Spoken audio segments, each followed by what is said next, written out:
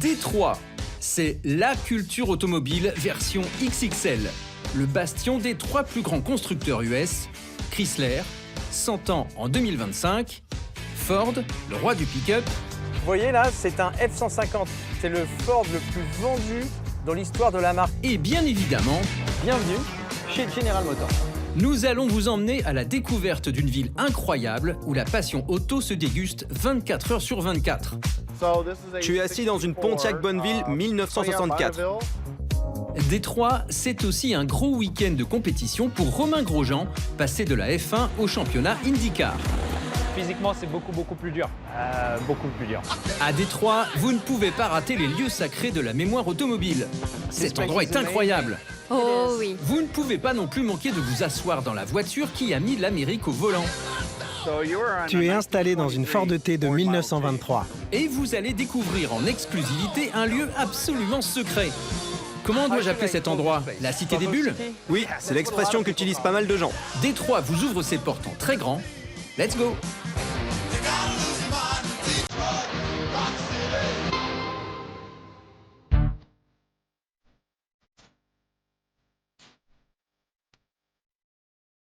Détroit. Motor City. 4 millions d'habitants, 12 millions de véhicules produits chaque année. Pour mesurer l'importance de la culture automobile, un endroit vous met tout de suite dans l'ambiance, le musée Henry Ford. Vous croyez avoir tout vu en matière de musée automobile? Vous allez être surpris. Un complexe immense, des centaines de véhicules de toutes les époques, comme la Lincoln 1961 qui transportait le président Kennedy le jour de sa disparition. C'est pas une réplique, c'est la voiture qui transportait le président américain lorsqu'il a été assassiné.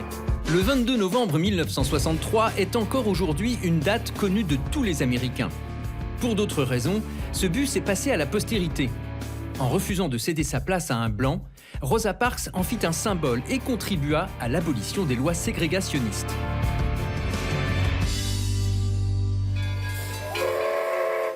Tout à côté du musée, le Greenfield Village, un gigantesque parc d'attractions culturelles où la star, c'est elle. Au début du XXe siècle, lorsque l'on avait un peu d'argent de côté, on pouvait s'offrir une Ford T. Plus de 16 millions d'exemplaires produits entre 1908 et 1927. Tu es installé dans une Ford T de 1923. Aujourd'hui, il en reste environ 300 à 400 000. Qu'est-ce qui a fait le succès de cette voiture dans les années 1910-1920 ? C'était une voiture bon marché pour l'époque. Henry Ford était persuadé de la réussite d'une voiture populaire. Il a fait en sorte de produire un modèle que les gens de la classe moyenne pouvaient se permettre d'acheter. Et une telle voiture à l'époque coûtait seulement $230. Ce qui ferait ? Aujourd'hui, on serait sous les 9 000 €. Ah, c'est abordable, hein, même aujourd'hui. La saga de la Ford T a commencé ici, dans ce faubourg qui n'a pas changé. Alors en apparence, je suis au milieu de nulle part, dans une friche industrielle, et pourtant au milieu de cette friche industrielle, un petit bijou, un musée. Oui, encore un musée, mais celui-là, attention, c'est le Ford Picket Plant. C'est ici que l'aventure Ford T a commencé. Et oui, la voiture la plus vendue au monde dans les années 20, 30, 40 est née ici.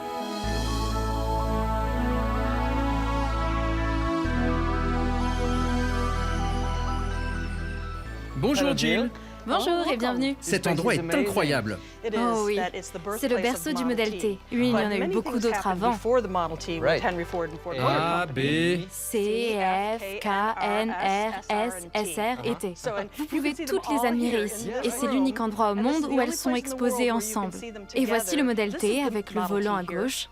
Henry Ford a été le premier à faire ça, et il a pris cette décision ici, dans cet atelier. Il avait 20 ans d'avance sur les autres marques. Et pourquoi il a fait ça ? Eh bien, les premières publicités de Ford montraient les femmes, majoritairement passagères, sortant du modèle T côté trottoir, donc à droite de la voiture. Ah, ça c'est malin. Dans ce bureau où Henry Ford travaillait dans le plus grand secret, dans ces ateliers où flotte encore le souvenir des pionniers de l'automobile, une industrie est née. C'est ici le point de départ de Motor City. Après Henry Ford, William Durand fonde General Motors en 1908. Walter Chrysler crée l'entreprise à son nom en 1925. Les marques se multiplient. Buick, Chevrolet ou encore Cadillac, du nom du Français fondateur de la ville. Entre 1900 et 1930, la population de Détroit passe de 250 000 à plus d'1,5 million d'habitants. Tous sont venus vivre le rêve automobile.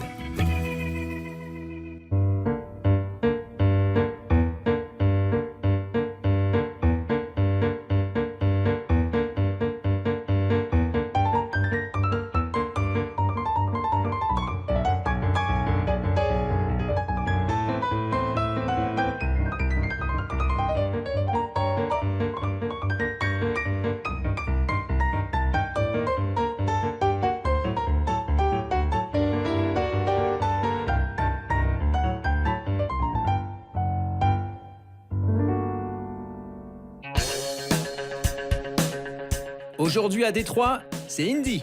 Aujourd'hui, c'est Grand Prix. Pour accéder aux tribunes, il faut traverser le Renaissance Center, siège social de Cadillac, Buick, Chevrolet, GMC, bienvenue chez General Motors. 70 étages, 7000 employés, un musée, encore un showroom, des restaurants et même une boutique où vous trouverez sans doute votre bonheur. Dehors, le circuit urbain de Détroit. Dans les paddocks, une vieille connaissance. Salut, bienvenue. Merci. Détroit, Detroit, comme ils disent. Romain Grosjean fait désormais carrière aux USA dans l'écurie Juncos Hollinger. Et il a ses fans. Il y a une vraie volonté du sport américain que les fans aient accès à tout. Ils sont dans le paddock, ils sont sur la grille de départ, ils sont vraiment partout, les fans ici, ils sont au centre du sport. Mais passer de la F1 à l'IndyCar a été une autre histoire. C'est des voitures qui n'ont pas de direction assistée, donc tourner le volant, c'est assez compliqué, même très compliqué. Là j'ai pris 4 kilos de muscle depuis la fin de la F1, juste pour pouvoir tourner le volant. Là, physiquement, c'est beaucoup plus dur. Beaucoup plus dur. Gentlemen, start your engines et rendez-vous au premier virage.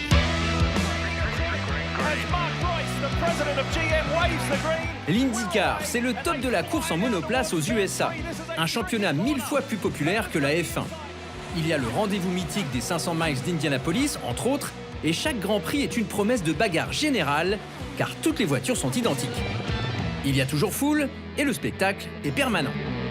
5e à la mi-course, Romain va la prendre à ses dépens. Il y a la pluie qui est arrivée, donc il y a pas mal de mecs qui sont rentrés mettre les pneus pluie. On a essayé de rester dehors, c'était un peu rock'n'roll. Ouais. Et il y a un restart où j'étais en train de prendre l'épingle et il y a un mec derrière qui a oublié de freiner. Ça sourira pour Romain dès l'épreuve suivante, qu'il terminera à la 7e place. Le week-end, la passion automobile est partout à Détroit. Les nostalgiques ont leur événement, le Cruisin' 53. Une ambiance de l'Amérique d'avant, des centaines de voitures vintage, mais pas trop, comme la Pontiac Bonneville 1964 de Riley. Ce genre de voiture est de plus en plus rare, comme tout ce qui a été fabriqué avant les années 90. Ce qui m'a particulièrement attiré, c'est la haute qualité de ces années-là. Tout est cool. Ce n'est pas une sportive, c'est une vraie voiture.